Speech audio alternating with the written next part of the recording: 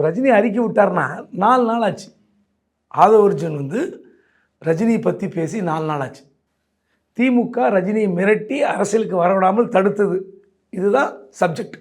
சரி, இதற்கு மறுநாளே பாஜகவில் இருக்கிற அர்ஜுனமூர்த்தி, இத்தனைக்கும் ரஜினி கட்சி ஆரம்பித்தால் அந்த கட்சியினுடைய தலைமை ஒருங்கிணைப்பாளர் அர்ஜுனமூர்த்தி ஒரு அறிக்கை விட்டார். இப்படி பேசக்கூடாது, ரஜினி வந்து ஒரு அரசியல் விட்டு வெளியே போயிட்டார், அவருடைய ஹைரார்கி எப்படிலாம் இருந்தார், அவர் என்னெல்லாம் சமாளித்தார்னு சொன்னார். நம்மளும் இன்டர்வியூவில் பேசணும். ரஜினி யாரையெல்லாம் எதிர்த்தார், 46 வயதில் ரஜினி பேசிய போது 10ஆம் கிளாஸ் கூட இவர் படிச்சுட்டு இருந்திருக்க மாட்டார் அப்படின்னு பேசணும். அப்படிப்பட்ட சம்பவத்துக்கு பிறகு 4 நாட்கள் கழித்து ரஜினி ஒரு அறிக்கை, எல்லாருக்கும் நன்றி தெரிவித்து விட்டு, காலம் பேசாது ஆனால் காத்திருந்து பதில் சொல்லும். அதில் என்னென்னா, நான் கிரக்ஸ் சொல்லிடுறேன்.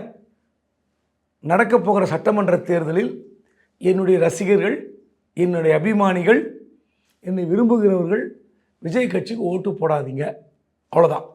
காத்திருந்து பதில் சொல்கிறேன். வேறு ஒன்றும் இல்லை, அப்படி தான் புரிஞ்சிக்க முடியும். ஆனால் அன்றைக்கே ரஜினி அவர்கள் ஒரு 2 லைன், இந்த விமர்சனத்தை யாரும் பொருட்படுத்த வேண்டாம், நான் கடந்து செல்ல விரும்புகிறேன் அப்படின்னு சொல்லியிருந்தாருன்னா பிரச்சனை இல்லை. எல்லாரும் அறிக்கை விட்டு திமுக சார்பில் அமைச்சர் ரகுபதி பேட்டி கொடுத்த பிறகு, தொடர்ச்சியாக எல்லோரும் விமர்சனம் செய்த பிறகு, நேற்று திடீர்னு பார்த்தீங்கன்னா எல்லாரும் எல் முருகன் ஆரம்பித்து, நயனார் நாகேந்திரன் ஆரம்பித்து, அதிமுகவுடைய பொதுச்செயலர் எடப்பாடி பழனிசாமி வரை எதிர்ப்பு. திடீர்னு நேற்று ஒரே நாளில் சொல்லி வைத்த மாதிரி ஜி.கே. வாசன், இப்படி ஆனாளுக்கு ஒரே நேரத்தில் ஒரே மாதிரியான அறிக்கை. ரஜினியை விமர்சித்து தவறு, ஆதவ அர்ஜுன் வந்து மன்னிப்பு கேட்க வேண்டும், அவர் அளவுக்கு மீறி பேசுகிறார், வாய்க்கு வந்ததை பேசுகிறார்னு அறிக்கை.